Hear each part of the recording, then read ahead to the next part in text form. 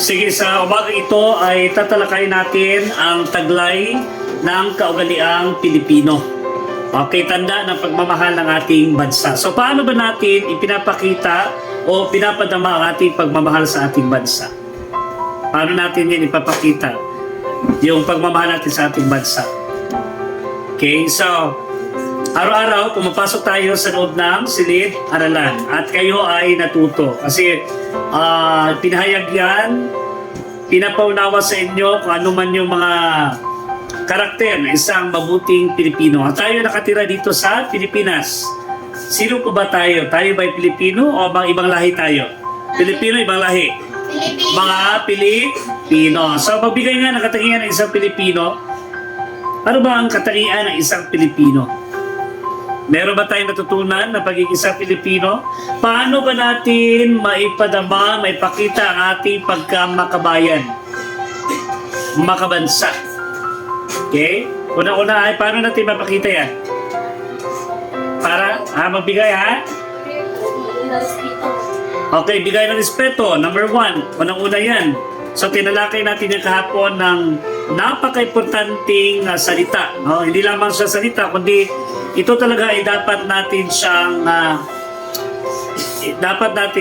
gamitin, dapat natin siyang ilagay palagi sa ating isipan yung paggalang. Ano ba?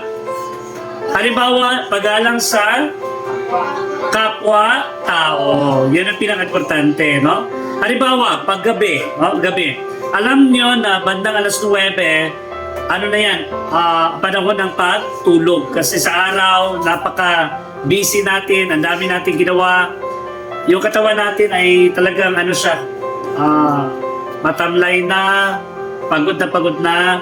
So pag yung araw ay nakatago na si haring araw, madilim na, panahon na ng ating pagpapahinga. So natutulog tayo. Halimbawa pag alas 9, anong gagawin natin? Mag-iingay pa tayo sa alas 9? Bakit? Bakit tayo hindi mag-iingay?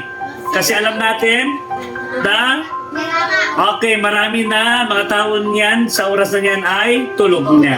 Tulog na sila, di ba? So kapag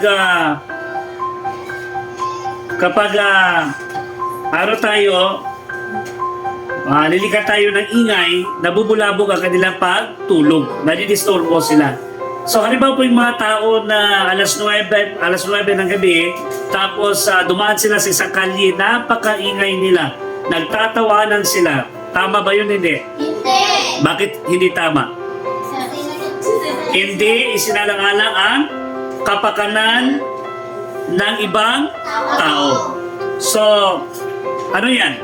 Pagpapakita ba yan ng paggalang ng isang sa kapwa-tao? Hindi. Pagpapakita ba ng paggalang? Hindi. Hindi. So, kailanman, pag ginawa natin yan, hindi yan isang paggalang.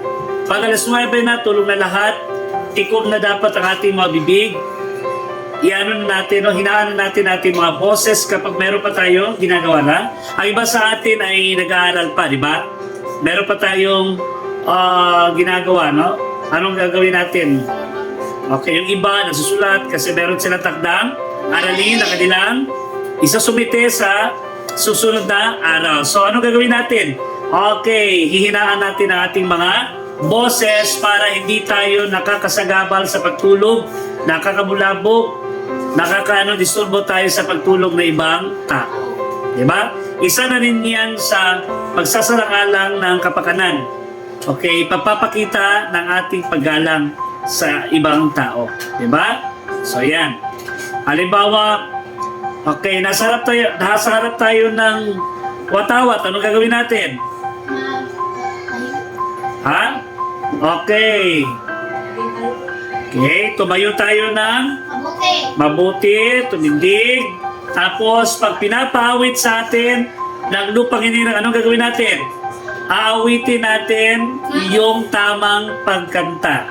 Yung tempo, yung bigkas na salita ay dapat nasa ayon yan sa yung kung ano ba yung tama. Di ba?